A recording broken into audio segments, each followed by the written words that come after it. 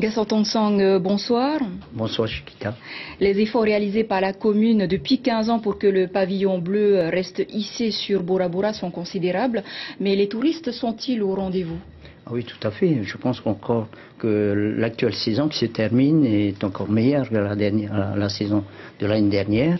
Donc c'est bien la preuve que malgré la crise, les touristes continuent à venir à Bora Bora et les hôtels sont remplis d'après les dires des directeurs d'hôtels. Je constate également par le montant du produit de la taxe de séjour que Bora Bora perçoit.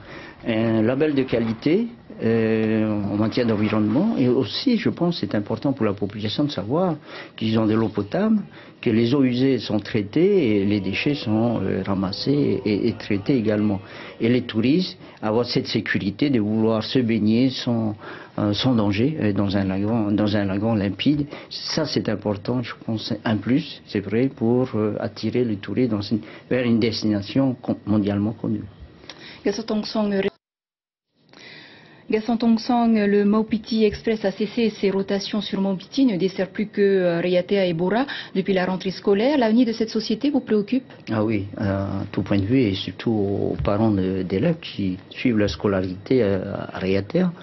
Et c'est dommage pour nos voisins de Maupiti. Je pense que ce bateau est utile. D'ailleurs, je voudrais rendre hommage au travail qui a été mené par M. Sachet, seul, devant l'exploitation de son bateau. Et il a raison de faire appel au pays. Moi, je pense qu'on ne peut pas imaginer la disparition de Maupiti Express. Il nous faudrait quand même plus de visibilité parce que décembre, c'est demain. Donc il faudrait qu'il y ait un contrat, un accord, un protocole entre le bateau, le pays et tous les usagers. L'épidémie de chikungunya est en Polynésie, plus d'une centaine de cas. La population de Bora Bora est sensibilisée par rapport à cela? Voilà, on a anticipé un peu, combien même il y a un cas qui s'est avéré, c'est l'île de Bora. Donc on a fait une opération pour enlever les gîtes. Je crois qu'il n'y a pas de mystère, il faut assainir, il faut une île assainie, il faut nettoyer dans sa maison, autour de sa maison, partout. Je crois que c'est le seul moyen efficace de lutter contre l'épidémie de cette maladie. Et bon, c'est vrai, on a craint à un moment donné que la course avec Kinua allait être justement annulée. Moi, je pense que ce qu'il faut craindre dans cette course, c'est que le pays se retire de Hawaii Kinui, parce que le soutien du pays diminue d'année en année. Le comité organisateur, à qui je retire tout mon chapeau, essaye de boucler le budget. Il n'arrive toujours pas. Et on est à 3 semaines de la course. Et justement, le ministère de la Santé préconise l'annulation de l'événement. La fédération tahitienne de Va'a maintient les dates prévues. Vous en pensez quoi? Pour ou contre? Je ne pense pas que le ministre ait proposé l'annulation. Il a simplement indiqué qu'effectivement, il y a des risques importants.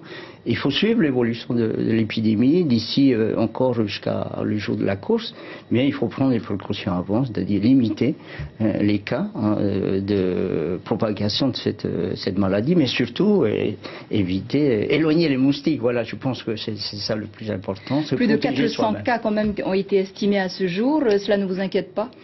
Si, bien sûr, on est toujours inquiet, notamment pour notre tourisme. Il ne faut pas que l'information soit répandue sur le monde entier. Effectivement, ça peut peser sur l'arrivée des touristes. Mais en tout cas, l'essentiel, c'est d'anticiper, de prendre des précautions. Et nous le faisons, je pense que tous les maires d'ailleurs le font.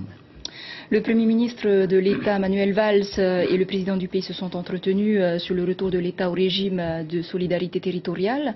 Selon Edouard Fritsch, je le cite, le Premier ministre s'est engagé à nous trouver une solution avant la fin de l'année. Ça vous rassure, ça? Oui, le retour de l'État, d'ailleurs, est une bonne chose. Mais je pense que la solution est entre nos mains. Je pense ici en Polynésie, c'est la relance économique, c'est le décollage du pays. Donc, laisser notre gouvernement, le président Edouard Fritsch, conduire les affaires du pays, et il faut l'aider. D'ailleurs, je trouve que sa mission à Paris est positive. C'est dommage que ce ne soit pas lui qui nous annonce la date de l'arrivée du président de la République en Polynésie française. Je pense aussi que c'est un signal important de la part de l'État vis-à-vis de nous. C'est sous votre gouvernance, en 2008, que l'État a retiré sa contribution à la CPS. À l'époque, vous n'avez rien pu faire contre cela? Parce que, avant mon arrivée, la convention n'a pas été reconduite. Et c'est la raison tout simplement que la dotation de l'État a été enlevée du budget.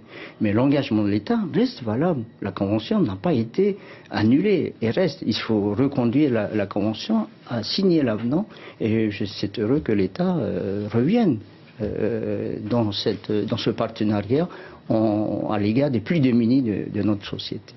Alors le commissaire annonce la venue du président de la République en 2015. On a le sentiment que l'État a confiance en ce gouvernement après avoir connu 10 ans d'instabilité politique. Je pense qu'il n'y a pas que l'État d'ailleurs. Bon, je pense qu'il y a eu véritablement un sursaut de confiance dans ce pays quand il y a eu ce changement. J'ai rien contre l'ancien président. Bon, il est ce qu'il est. Moi, je pense aussi on a senti cette respiration de la population et de l'île, de la Polynésie tout entière, parce que dès le départ, le nouveau président a déjà annoncé un cap.